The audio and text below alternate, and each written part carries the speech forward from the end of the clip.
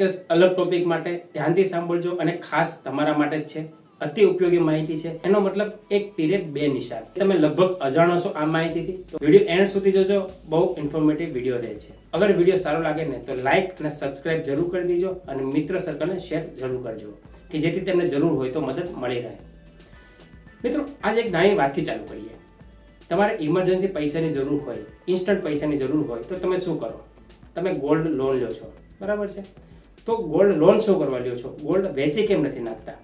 બરાબર, એનો જો જવાબ તમને ખબર હોય ને તો કોમેન્ટ જરૂર કરજો. તમારી પાસે ગોલ્ડ છે, એ બહુ આગળ 2015માં કે 14માં લીધેલું છે.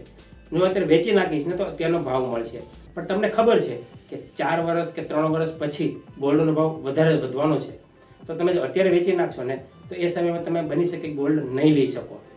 આ ડરને કારણે તમે ગોલ્ડ લોન લ્યો છો, બરાબર ને? બીજું પણ કારણ હોઈ શકે કે તમારે ટૂંક સમય માટેની જરૂર છે, ફક્ત 6 મહિના કે વર્ષની જરૂર છે, તો તેના માટે પણ ગોલ્ડ લોન લેતા હોય છે. એ વાત અગત્યની નથી કે તમે ગોલ્ડ લોન લ્યો છો, ગોલ્ડ વેચી નાખો છો, પણ અગત્યની એ વાત છે કે તમે ગોલ્ડ લોન લ્યો છો કે જેના પર તમે ઓછો ઇન્ટરેસ્ટ પે કરો છો વાર્ષિક, જેના સામે તમારો ગોલ્ડનો ભાવ ડબલ વધે છે. મતલબ કે ગોલ્ડ પર રેટ ઓફ ઇન્ટરેસ્ટ 7%, 9% કે 11% રેટ ઓફ ઇન્ટરેસ્ટ હોય છે, પણ સામે વાર્ષિક ગોલ્ડનો ભાવ 20% જેવો વધતો હોય છે. તો એ પ્રાઇસનો ડિફરન્સનો બેનિફિટ તમને મળી રહે છે. એના માટે તમે ગોલ્ડ લોન લ્યો છો, બરાબર ને?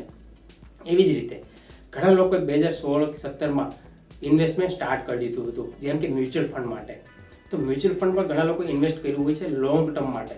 કે મ્યુચ્યુઅલ ફંડ કે એસઆઈપી, એ તમને આજે તમે એસઆઈપી ચાલુ કરો છો કે મ્યુચ્યુઅલ ફંડ લ્યો છો તો એનું રિઝલ્ટ તમને 1 કે 2 વર્ષમાં નથી મળવાનું. એનું રિઝલ્ટ તમને 15, 20 વર્ષ, 25 વર્ષે રિઝલ્ટ બહુ સારું મળવાનું છે. જેમ તમે બીજ રોપો છો તો આંબે તરત નથી કેરી આવવાની, કેરી આવતા પણ વાર લાગે છે, 10 વર્ષ 15 વર્ષ લાગે. તો તેવી જ રીતે તમે આજે વાવો છો પણ એનું રિઝલ્ટ બહુ સારું મળશે અને બહુ તગડું મળશે, એ તમે ખરેખર જાણો છો. તો એવી જ રીતે મ્યુચ્યુઅલ ફંડમાં તમે ઇન્વેસ્ટ કર્યું છે, માનો કે 2015માં પણ તમે ઇન્વેસ્ટ કર્યું છે, અત્યારે 2024 ચાલે છે, તમે 9 વર્ષ તો ઇન્વેસ્ટ કર્યું છે, બસ હવે અડધો તો પલ્લે પૂગી ગયા છો, અડધો પલ્લો જ બાકી છે કાપવાનો. પણ એવો સમય આવે છે કે જ્યારે તમારે પૈસાની જરૂર હોય ને તો ઘણા લોકો શું કરે છે, મ્યુચ્યુઅલ ફંડને સેલ કરી નાખે છે અને પૈસા રોકડા કરી લે છે. અહીંયા એક મોટી ભૂલ કરે છે. અડધે સુધી તમે પહોંચી ગયા છો, અડધેથી તમે શું કરો, રસ્તો બેક જાઓ છો, અડધેથી તમે પૂરો એન્ડ સુધી જતા રહેશો.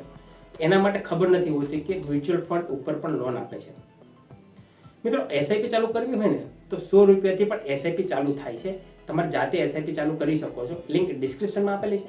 જ્યાંથી તમે રજીસ્ટર કરીને ફક્ત 100 રૂપિયાથી તમે એસઆઈપી ચાલુ કરી શકો છો. તમારા તારીખ મુજબ એસઆઈપી કપાઈ જશે ઓટોમેટિક બેંકમાંથી. તો લિંક ડિસ્ક્રિપ્શનમાં છે, ત્યાંથી તમે રજીસ્ટર કરી શકો છો કોઈ પણ ચાર્જ વગર. હવે આવ્યા પોઈન્ટની વાત.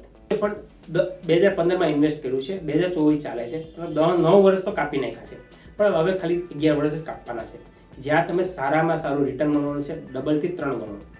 તો ઘણા લોકોને ખબર નથી હોતી કે અહીંયા પણ એક રસ્તો છે.